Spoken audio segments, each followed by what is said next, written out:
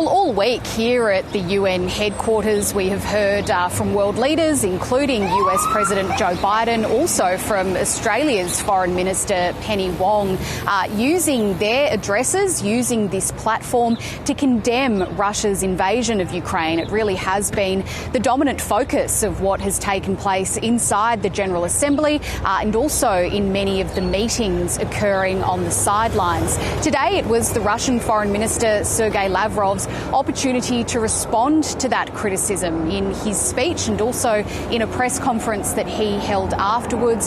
He repeated many of Moscow's claims seeking to justify its invasion of Ukraine. He also dismissed widespread criticism of the referendums that are taking place at the moment in several Russian-controlled parts of Ukraine. Western leaders have argued that those votes are a sham, that they are a step towards illegal annexation, and they've warned that the results won't be recognised internationally. Sergei Lavrov, though, rejecting that, arguing that this is a democratic process, and he had this to say about the West's response more broadly.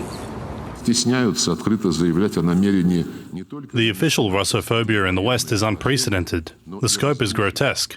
They're not shying away from declaring the intent to inflict a military defeat on our country, but also to destroy and fracture Russia.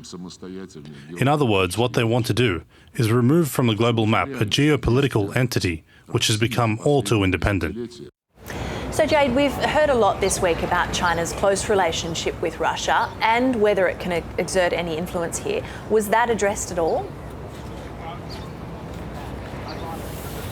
Well, Sergei Lavrov was asked in his press conference whether Russia was coming under pressure from China on this issue after Vladimir Putin publicly acknowledged last week that Chinese leader Xi Jinping had questions and concerns. The Russian foreign minister wouldn't be drawn on that question, but this has been a focus for many others here at the UN in recent days. Penny Wong, for example, used her speech last night local time and also in a meeting that she held with her Chinese counterpart Wang Yi to argue that China should use whatever leverage, whatever influence it has through its so-called no limits partnership with Russia to try to bring the conflict to an end.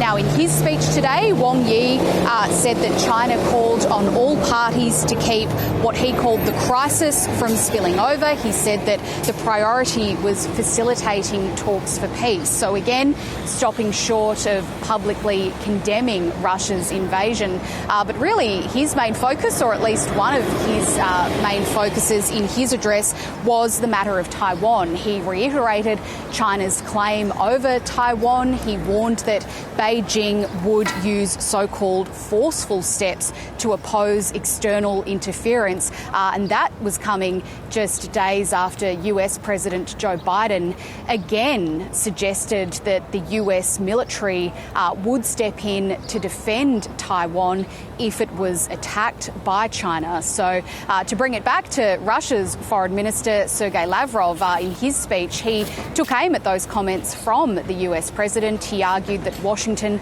was playing with fire.